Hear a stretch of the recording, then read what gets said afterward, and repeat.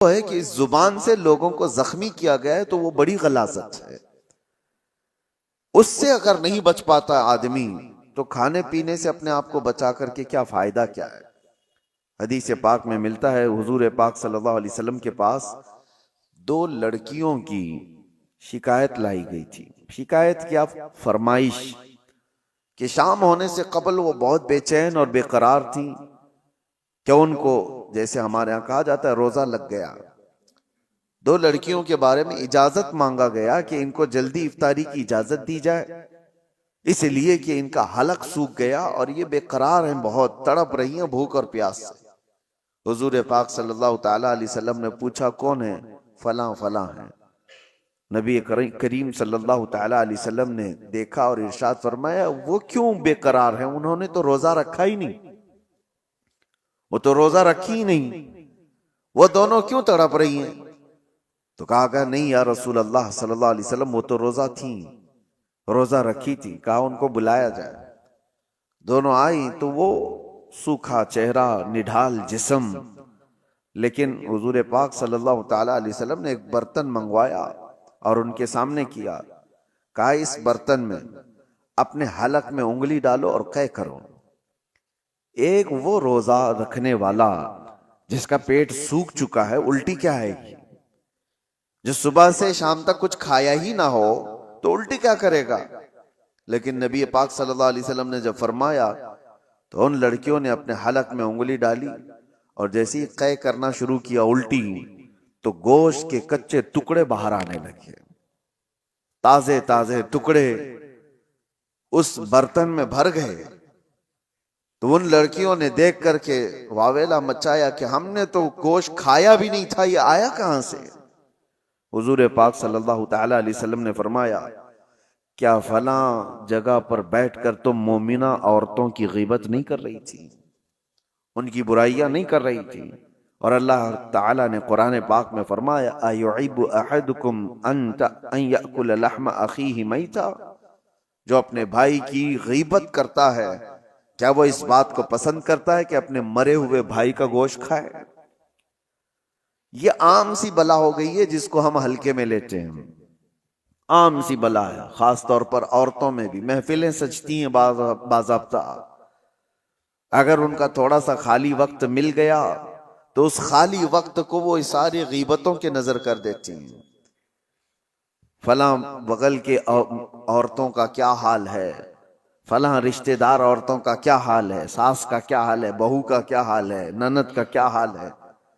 یہ تمام چیزوں کی غیبتوں کے درمیان ان کی پوری محفلیں ختم ہو جاتی ہیں. اسی لیے فرمایا گیا کہ اس زبان کو روکنے کے لیے اللہ تبارک و تعالیٰ نے تم پر روزے فرض کیے تاکہ تقوی حاصل کرو، اور تقوی حاصل کرنے کے لیے سب سے بڑی رکاوٹ ہے یہ زبان.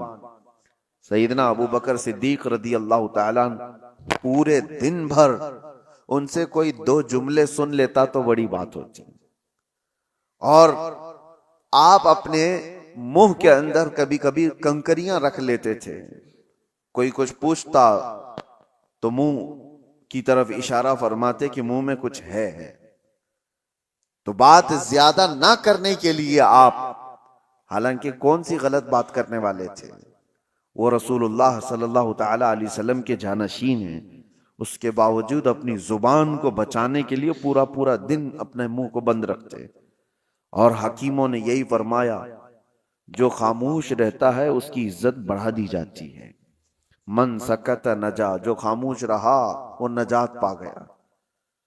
اور اکثر ایسا ہوتا بھی ہے کہ میرے آقا صلی اللہ تعالی علیہ وسلم نے زبان کو پکڑ کر کے بھی فرمایا تھا من یضمن بین لحییہ ومن وبین صدغیہ، من یضمن بین لحییہ وبین صدغیہ اضمن لہ الجنہ. حضور فرماتے ہیں دو رانوں کے بیچ میں جو تمہارا حصہ ہے شرمگاہ، اور دو جبڑوں کے بیچ میں جو تمہاری یہ زبان ہے، یہ دو چیزوں کی حفاظت کی ذمہ داری لے لو.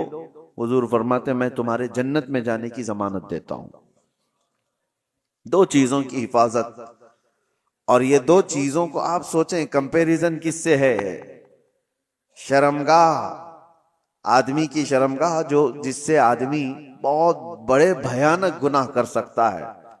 زنا کا تک ارتکاب شرمگاہ سے ہوتا ہے، اور اس کے ساتھ جس دوسرے پارٹ کو جوڑا گیا وہ زبان ہے. یعنی جتنے خطرناک گناہ شرمگاہ سے ہوتے ہیں، اسی انداز سے گناہ تمہاری زبان سے بھی ہوتے ہیں. ایک بات میں آپ کو بتاؤں، شرمگاہ زنا کر سکتی ہے، غلط کاریاں کر سکتی ہیں، لیکن شرمگاہ کفر نہیں کرتی. کفر جو ہے زبان کرتی ہے. کفر جو ہے وہ زبان کرتی ہے، شرک زبان کرتی ہے، شرمگاہ نہیں کرتی. اسی لیے بعض علماء نے کہا کہ شرمگاہ سے بھی زیادہ ذلت والی کبھی کبھار پارٹ یا کوئی عضو بنتا ہے تو وہ زبان بن جاتی ہے.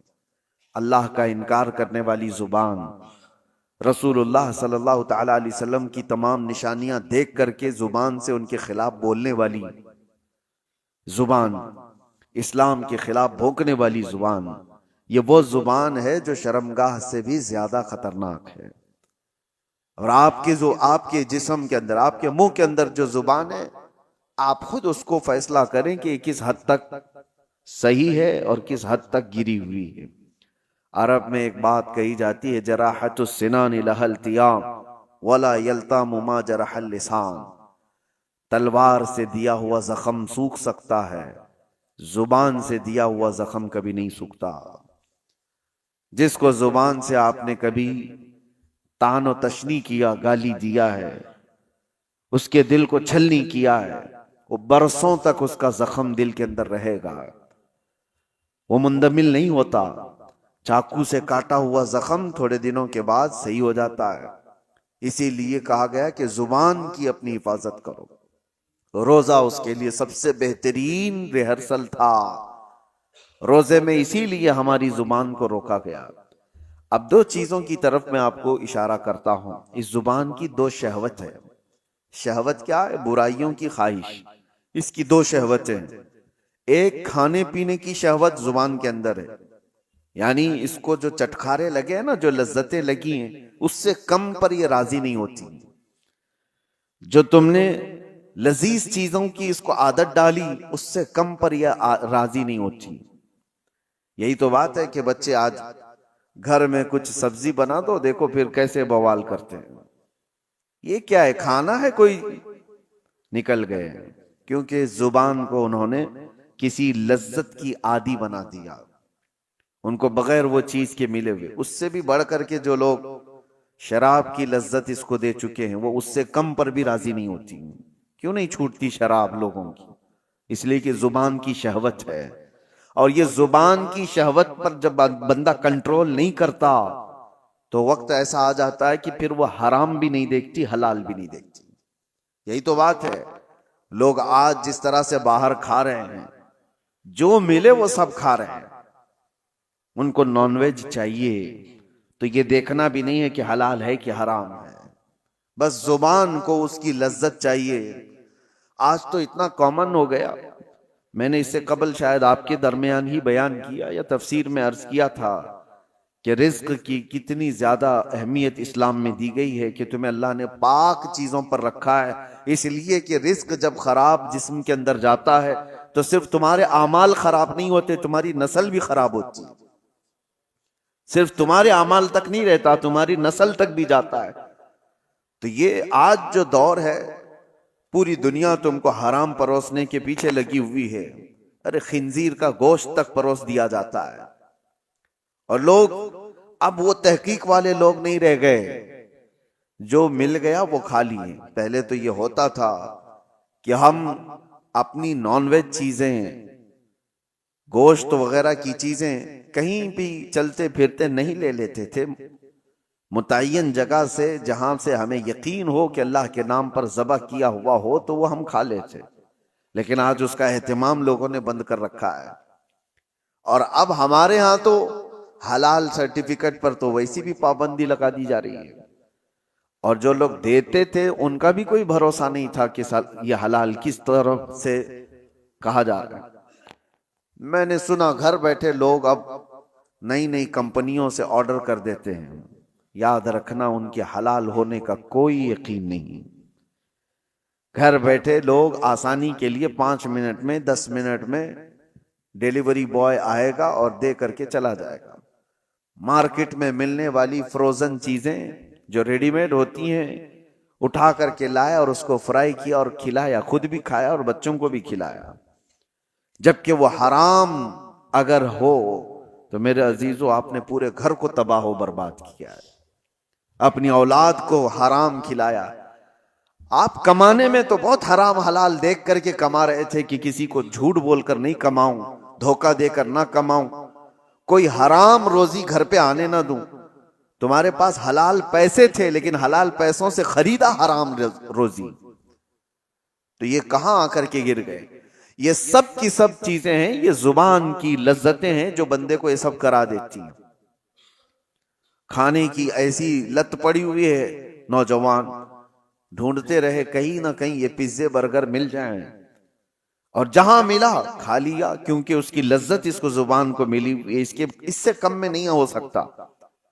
ویسٹرن کنٹریز میں عرب لوگوں کو تو یہ فاسٹ فوڈ کمپنیوں نے ایسا عادی بنا دیا کہ ان کے ہاں گھروں میں کھانے بننے کا رواج ہی ختم ہو چکا ہے۔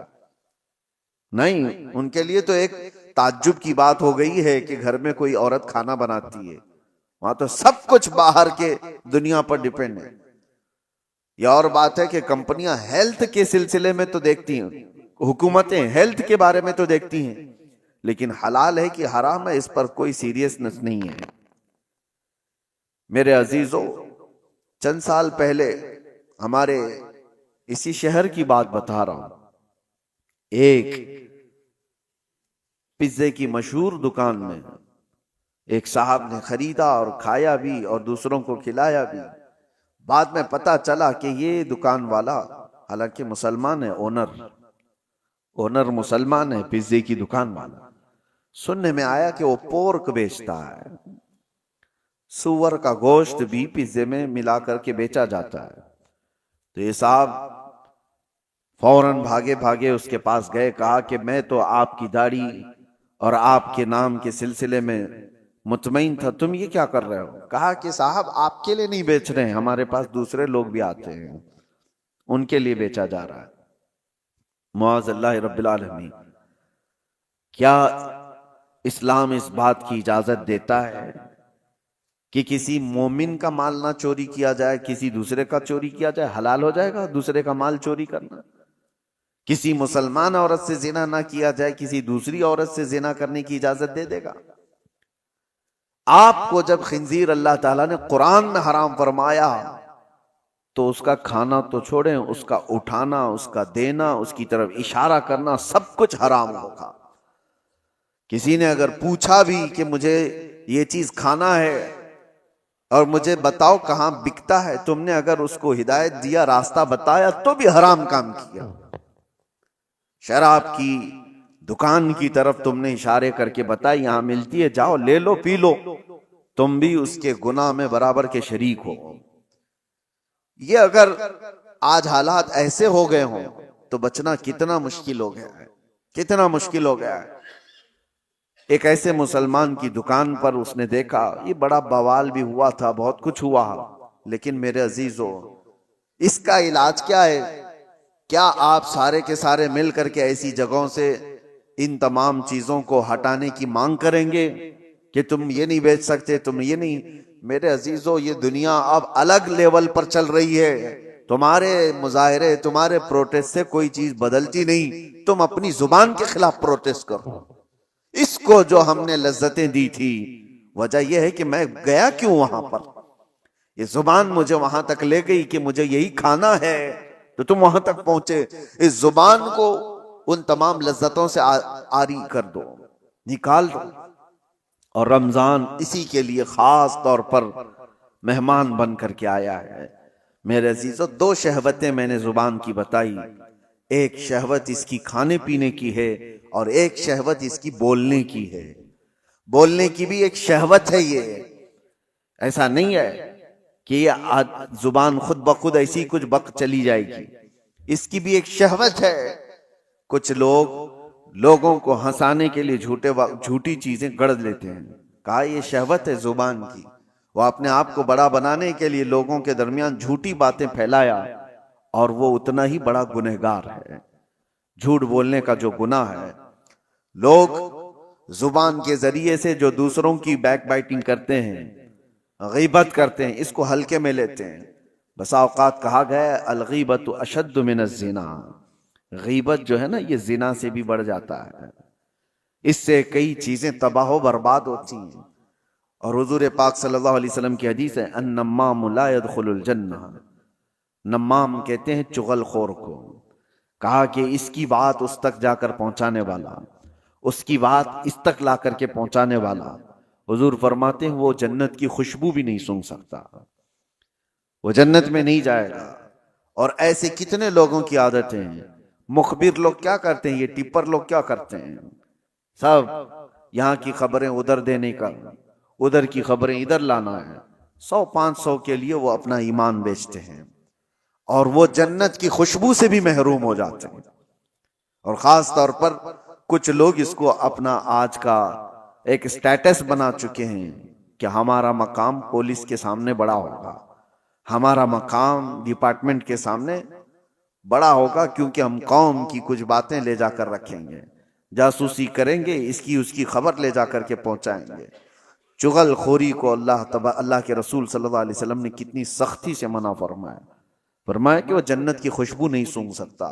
یہ سارے وہ کام ہیں جو زبان کرواتی ہے، زبان کی ہلاکتیں بہت زیادہ ہیں۔ اسی لیے میرے عزیزو، جتنا اس کو خاموش کرا سکتے ہو خاموش کراؤ۔ اس کا دوسرا علاج میں آپ کو بتا کر جاتا ہوں۔ امام غزالی رحمت اللہ تعالی علیہ نے فرمایا بسا اوقات کسی انسان کی زبان شیطان کا پیشاب خانہ بھی بن جاتی ہے، شیطان کی پیشاب خانہ بن جاتی ہے۔ شیطان جس پر پیشاب کرے وہ کتنی گندی جگہ ہوگی، وہ زبان بن سکتی ہے، کسی کی زبان اتنی بھی غلیظ ہو سکتی ہے۔ اس کو اگر روکا نہیں گیا، اس کو اگر کنٹرول میں نہیں رکھا گیا تو یہ شیطان کی پیشاب گاہ بنے گی، پیشاب خانہ بنے گی۔ اب اس کے علاج کے سلسلے میں آپ کو بتاؤں، سارے بزرگوں نے، اولیاء کاملین نے اس کو دھویا، اس کو پاک کیا تو کیا کیا؟ جب اس زبان کو درود پاک کی عادت ڈال دی جائے، میرے نبی پاک صلی اللہ تعالی علیہ وسلم کی غیرت ہے کہ پھر اس زبان کی حفاظت پر اللہ فرشتوں کو لگاتا ہے۔ اب اس زبان کو بچاؤ، یہ کثرت سے نبی پاک صلی اللہ علیہ وسلم پر درود بھیجتی ہے، اللہ کا ذکر کرنے والی زبان۔ میرے عزیزو، اللہ تبارک و تعالیٰ اس زبان کی حفاظت کرے گا۔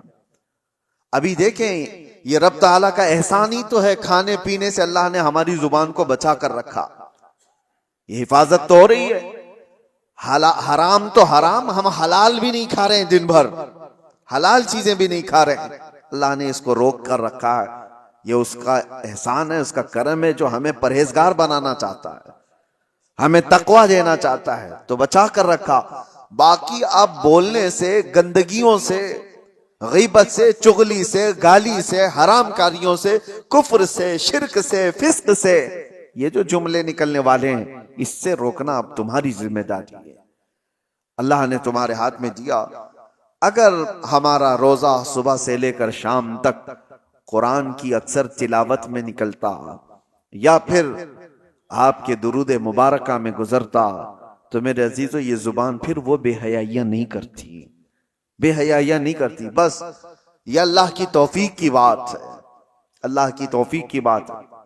مجھے آج یہ بات کرتے ہوئے یاد آتی ہے، میرے والد گرامی رحمت اللہ تعالی علیہ، ان کا معمول تھا رمضان المبارکہ میں اتنا قرآن پڑھتے تھے۔ میں خود جانتا ہوں کہ ان سے بات کرنے کے لیے کبھی کبھار آدھا ایک گھنٹہ ہمیں کمرے کے باہر انتظار کرنا پڑ جائے کہ ابھی پڑھ رہے ہیں، ابھی کہیں سٹاپ ہو تو بات کر رہے ہیں۔ سحری سے لے کر کے وہ شروع کرتے تھے تو تراویح تک ان کا ختم قرآن بھی ہوتا تھا۔ ایک ٹارگٹ بنا کر چلنا تھا کہ مجھے ایک ختم قرآن پورا کرنا ہے، ایک ختم قرآن۔ میں حافظ ہوں، 27 سال سے ہم تراویح پڑھا رہے ہیں، لیکن یہ میں جانتا ہوں کہ ایک دن میں ختم قرآن کرنے کے لیے ساری چیزیں چھوڑنا پڑے گا۔ حرام تو حرام، حلال بات چیت کرنے میں بھی وقت نہیں ملے گا. کنٹینیو آدمی تلاوت کرتا رہے، ادھر اٹھے، اس میں بیچ میں کتنی چیزیں ہوتی ہیں، اپنی حاجتیں ہیں، نمازوں کا وقت ہے، یا پھر تھوڑا آرام بھی کرنا ہو. یہ ساری چیزیں اگر ملا دی جائیں تو ایک دن میں ہونا بہت مشکل ہو جاتا ہے. اور اگر ہو تو پھر سارے کام الگ، صرف قرآن، صرف قرآن. لیکن آج ان کی بات یاد آتی، اللہ ان کی تربت پر ابر رحمت نازل فرمائے کہ یہ بتانے کی کوشش بھی کی تھی کہ جتنی دیر تم اللہ کے کلام پڑھنے میں مصروف رہو گے. اور حدیث پاک یہ بھی ہے کہ اگر کوئی یہ پوچھتا ہے کہ کیا ہم قرآن ہی پڑھتے رہیں، کیا ہم صرف درود ہی پڑھتے رہیں، اور بھی تو کام ہے، دعا وغیرہ کرنا ہے کسی کے لیے، فرمایا گیا جو بندہ تلاوت قرآن میں مصروف رہا، دعا کرنے کا وقت نہیں ملا، تو پوری کائنات میں جو دعا کی جا رہی اللہ اسے وہ بھی عطا کرے گا. اسے دعا کرنے کا وقت نہیں ملا تو اللہ تعالیٰ اس کو وہ سب عطا کرے گا جو اس کے قلب میں ہے، اس کے دل میں ہے، مانگنا چاہتا تھا. کیوں نہیں مانگ سکا؟ کہ وقت نہیں ملا اسے، تلاوت کلام میں تھا. اسی طرح حدیث مبارکہ کی بھی متعلق بزرگوں نے فرمایا جو کثرت سے درود پڑھتا رہا تو الگ سے کوئی اور دعا کرنے کی حاجت نہیں. اس کو بیماریوں کے لیے، اپنے قرض سے نجات کے لیے، کسی کی پریشانی کے لیے دعا کرنا ضروری ہے. لیکن اگر دعا کرنے کا وقت نہیں ملا، کثرت سے میرے آقا کی بارگاہ میں درود پڑھنے میں مصروف رہا تو وہ درود ہی اس کی ساری دعاؤں کے لیے کافی ہو جائے گا. میرے عزیزو، اپنی زبان کو بزی رکھنے کا یہ سب سے بہترین طریقہ تھا. اور جب زبان قرآن کی تلاوت میں یا رسول کریم صلی اللہ علیہ وسلم پر درود پڑھتے ہوئے مصروف ہو جاتی ہے تو ایک تو اس کی لذتوں سے ہم نے اس کو بچا تو دیا، ان حرام کاریوں سے بچا تو دیا، جو اس کی شہوت تھی اس کو روک تو دیا، لیکن اس کا نتیجہ یہ بھی نکلتا ہے کہ اس زبان میں اللہ تعالیٰ کمال کی تاثیر عطا فرماتا ہے، اثر عطا کرتا ہے. جب تم کسی کو ایک جملہ کہو گے دوسروں کے 70 جملوں سے زیادہ بھاری لگتا ہے. یہ زبان کا اثر ہوتا ہے کہ کسی کے ہاں گھنٹوں کوئی چیز کہی جا رہی ہو وہ اثر نہیں کرتا، لیکن تاثیر والے کی زبان سے ایک جملہ نکلے وہ اثر کر جاتا ہے. آخری بات، سرکار سیدنا غوث اعظم عبد القادر جیلانی رضی اللہ تعالی جب بیان کرتے تھے تو 70,000 سے کم کا مجمع نہیں ہوتا تھا، اور مجمع ایسا کہ آپ کا بیان ختم ہونے سے پہلے کتنے تو بے ہوش ہو جاتے، کپڑے پاڑ لیتے، کئی مرتبہ تو جنازے اٹھائے جاتے. لوگوں کی روح نکل گئی. کس وجہ سے؟ رقت ایسی طاری ہوئی، خوف خدا ایسا طاری ہو گیا. غوث پاک کے بیان کا اثر تھا. ایک بار آپ نے اپنے بڑے صاحبزادے حضرت عبد الجبار سے کہا کہ آج تم بیان کرو، ہم بیٹھتے ہیں. وہ بیان کرتے رہے، کافی دیر تک اسی طرح سناٹا رہا. وہ اتر آئے، کہا کہ ابا جان وہ مجمع کے اندر دمخم نہیں دکھتا جب آپ بیان کرتے ہیں، آپ بیان فرمائیں. سلطان الاولیاء غوث اعظم عبد القادر جیلانی رضی اللہ تعالیٰ عنہ منبر پر چڑھے اور چڑھتے ہی لوگوں سے خطاب کیا. بس آپ دیکھیں خطاب میں کیا کہا تھا. کہتے ہیں غوث پاک، اے لوگو آج میرے گھر میں ایک عجیب حادثہ ہوا. عبد الجبار کی ماں یعنی میری بیوی میرے لیے دہی جمع کر رکھی تھی ایک مٹی کی ہانڈی میں. گرمیوں کے دن تھے، میری بھی کھانے کی خواہش تھی. میں بھی تھکا ہارا گھر پہنچا تھا اور میری بیوی کئی دن سے اس دہی کو جمع کر رکھی تھی، لیکن ابھی قریب تھا کہ میں کھانے کے لیے بیٹھوں، ایک بلہ آیا گھر میں اور پنجہ مار دیا، اور اس ہانڈی کو ایسا پنجہ مارا کہ ہانڈی پھوٹ گئی اور دہی پورا بہہ گیا، اور وہ بلہ اس پہ چاٹ کر کے چلا گیا. نہ میں کھا سکا نہ میری بیوی کھا سکی. اتنا کہنا تھا غوث پاک کا، لوگ دھاڑے مار کر رونے لگ گئے اور آہوازاری کرنے لگ گئے، بہت رونے لگ گئے. کیا تھا اس میں؟ کیا غوث پاک نے اپنے گھر کا قصہ بیان کیا، اس میں رونے کی بات کیا تھی؟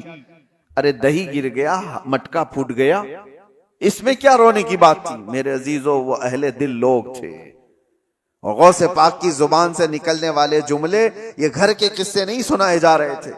بلکہ غوث پاک ان کو اشارے میں یہ بتا رہے تھے کہ انسان کی زندگی ایسی ہوتی ہے، مال جمع کرتا ہے جمع کرتا ہے جمع کرتا ہے، جب کھانے کا وقت آتا ہے تو ملک الموت روح نکال لیتا ہے، ملک الموت اس کی روح نکال لیتا ہے، اور کھانا ویسے اس کا جمع کیا ہوا سب پڑا رہ جاتا ہے، جیسے میرے گھر میں میرا دہی پڑا رہ گیا، ہم کھا نہ سکے۔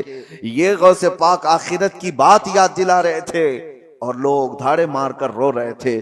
یہ تو بات ہوئی میرے عزیزو ان لوگوں کے مجمع کی، لیکن ساتھ میں آپ کو ایک بات یہ بھی بتاؤں، وجہ یہ ہے کہ جس زبان سے یہ جملے نکل رہے تھے وہ سلطان الاولیاء کی زبان ہے۔ زبان کا اثر ہوتا ہے، زبان کا اثر ہوتا ہے۔ مثال کے طور پر میں آپ کو بتاؤں، بندوق کی گولی بہت اثر کرتی ہے، بہت اثر کرتی ہے۔ بندوق میں رکھ کر کے اگر مار دیا گیا تو ہو سکتا ہے کسی کی موت ہو جائے، لیکن وہی 50 گرام کی گولی اپنے ہاتھ میں لے کر کسی کو مارو، زیادہ سے زیادہ تھوڑی سی چوٹ آئے گی، کیا وہ اثر کرے گی؟ ہاتھ سے آپ مار رہے ہو کسی کو گولی لے کر کے، ایسی پھینک دیا جیسے کنکر یا پتھر کو پھینکتے ہیں، کسی کو کچھ کرے گی؟ زیادہ سے زیادہ جو اس کا وزن ہے اتنا چوٹ پہنچائے گی، کچھ نہیں ہوگا۔ گولی وہی ہے، بارود وہی ہے، لیکن وہی بندوق کی نالی میں رکھ کر کے مارو تو آدمی کی جان چلی جائے۔ یہ بات آپ کو اس لیے میں بتا رہا ہوں کہ زبان کا اثر ہوتا ہے۔ بات یہی ہے کہ عام وہ بندہ جس نے زبان کو بے حیائی میں رکھا ہے، اس کی ان باتوں کا وہ اثر نہیں ہوتا۔ ہاں، وہی ایک اللہ کے ولی کی زبان سے ایک جملہ نکل جائے، وہ ہزاروں کی دلوں میں اثر کر جاتا ہے، اثر کر جاتا ہے۔ یہی تو محبوب الہی کی بارگاہ میں ایک شخص نے آ کر کے اپنے گھر کی کمزوری اور غریبی کی شکایت کی تھی، میری بیٹی کی شادی ہے، کچھ بھی نہیں ہے میرے پاس مال، اور آپ نے کہا ٹھیک ہے جاؤ باہر سے کچھ ڈھیلے پتھر مل جائیں تو لے آؤ۔ 3 ڈھیلے لے آیا چھوٹے چھوٹے سے، آپ نے 3 بار قل هو اللہ احد پڑھا، دم کر دیا، کہا لے جائی۔ باہر جا کر دیکھتا ہے تو وہ سونا بنا ہوا، کہا اس کو بیچ لے اور اپنے گھر کی جو غربت ہے اس کو دور کر، اپنی بیٹی کی شادی کر لے۔ ظاہر سی بات ہے وہ تو 3 ٹکڑے سونے کے لے گیا، کنکریاں جو بھی تھیں، شادی ہو گئی ساری چیزیں، لیکن فارمولا تو ہاتھ میں ملا تھا، مٹی کو ڈھیلے کو سونا کیسے بنایا جاتا ہے اس نے تو سامنے کھڑے کھڑے دیکھا تھا، اور اس کے بعد گھر میں بہت بڑے بڑے ڈھیلے جمع کر لیا، بڑے بڑے پتھر لا کر کے بیٹھا، اور اس کے بعد وہی قل هو اللہ احد پڑھنا شروع کیا۔ 3 بار پڑھا، پھونک مارا، 3 بار پڑھا، پھونک مارا، وہ ڈھیلا ڈھیلا ہی، وہ پتھر ویسا ہی۔ اس نے سوچا پھر کیا پڑھا تھا انہوں نے، 1000 بار پڑھ لیا، وہ کچھ نہیں بدلا۔ دوسرے دن وہ آیا، محبوب الہی سے پوچھا کہ آپ نے اس دن مجھے جو ڈھیلے کو سونا بنا کے دیا کیا پڑھ کے دیا تھا؟ کہا قل هو اللہ احد کا سورہ 3 بار۔ کہا میں تو 1000 بار پڑھا، وہ ڈھیلے بدل ہی نہیں رہے۔ تب آپ نے فرمایا تو جس زبان سے پڑھ رہا ہے وہ اور ہے، میں جس زبان سے پڑھ رہا ہوں وہ اور ہے۔